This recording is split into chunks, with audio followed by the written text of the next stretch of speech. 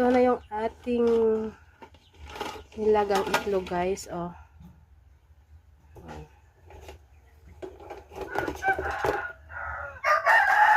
Bali, dalawang tray ito, guys. Nasa 60 pieces. So, binabad ko siya ng 25 days sa asin.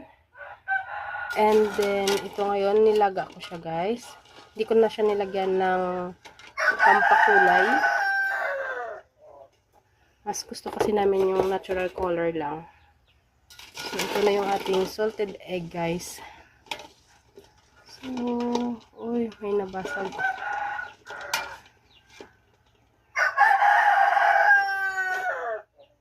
So, 2 hours and a half ko ito siyang nilaga, guys.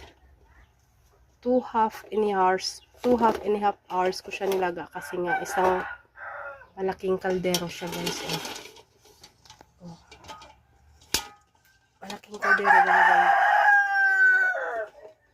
Isang malaking kaldero talaga siya, guys. So, ayan.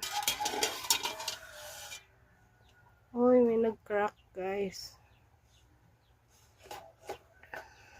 So, tignan natin. Ayan, wala na. So, ito talaga, lahat siya, guys. Oh. Ito na yung ating 60 pieces na egg, guys. So, i-cool down lang muna natin siya and then, iti-check natin siya, guys.